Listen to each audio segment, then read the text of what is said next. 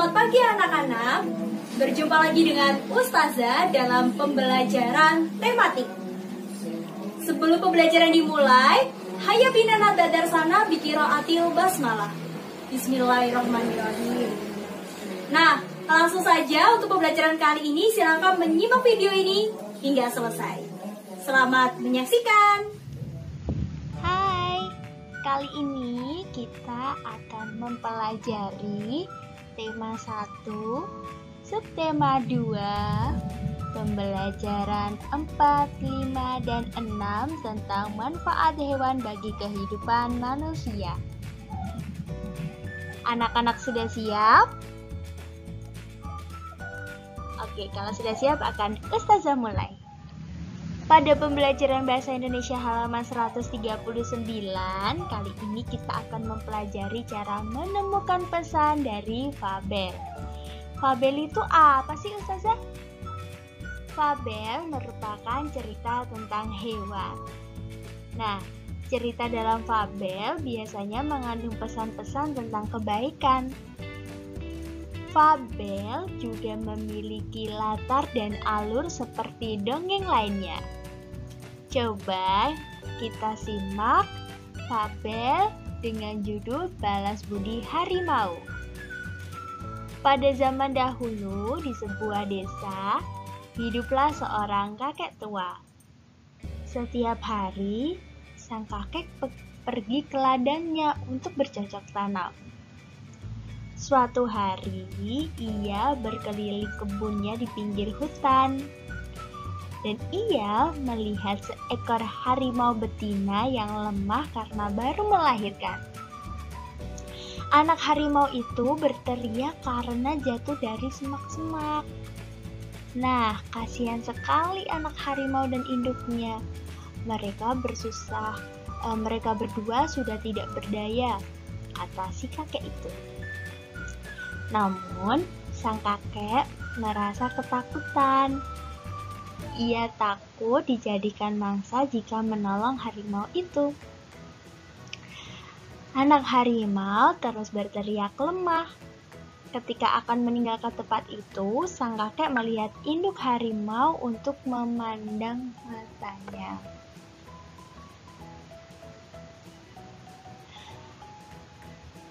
"Wahai kakek, selamatkan anakku, tolonglah aku," kata induk harimau. Setelah induk harimau memohon kepada sang kakek, akhirnya anak harimau itu dibawa pulang oleh sang kakek tua. Kakek tua itu membersihkannya dari darah dan merawatnya. Seminggu kemudian, dua harimau mendatangi rumah sang kakek. Sang kakek yang tengah tertidur kemudian terbangun karena kaget, dan ia membawa anak harimau itu dan melepaskannya ke arah induknya. "Terima kasih atas bantuanmu, kakek. Kami tidak akan menyakitimu," kata induk harimau. Dua harimau itu pun pergi dengan meninggalkan banyak buah di depan rumah kakek tua itu. Nah, sang kakek tersenyum karena mendapatkan banyak buah yang dibawa harimau itu. Harimau pun mengetahui bahwa ia harus bersikap baik kepada orang yang menolongnya. Dan selanjutnya kita akan membahas tentang menyampaikan pesan dari fabel dengan bermain peran. Dongeng memiliki pesan untuk para pembacanya. Kita dapat menemukan pesan tersebut setelah memahami isi dongeng. Nah, kita dapat memahami isi dongeng jika membaca dongeng dengan cermat.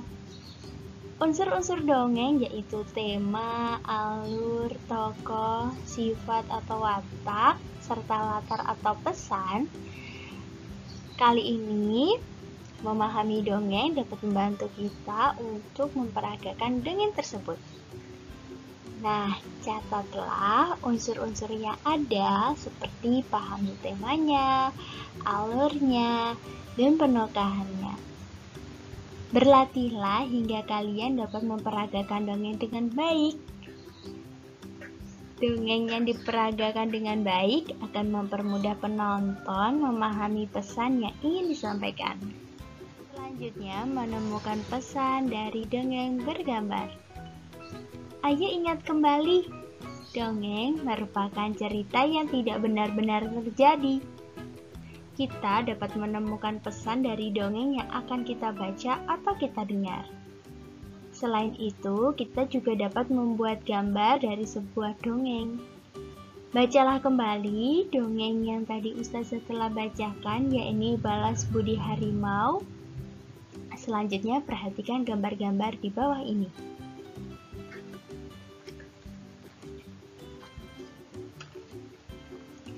Gambar-gambar tersebut merupakan rangkaian cerita yang dijadikan gambar.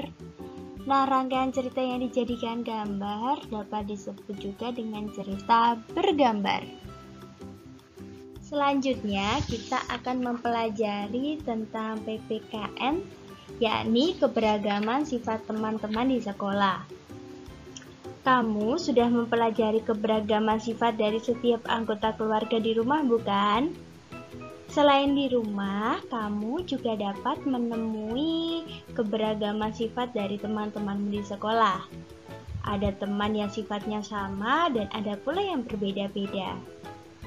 Kita sebaiknya menerapkan sikap toleransi terhadap setiap perbedaan tersebut. Nah, toleransi merupakan sifat menghargai setiap perbedaan yang ada. Karena dengan bertoleransi, suasana belajar di kelas akan menjadi nyaman dan menyenangkan.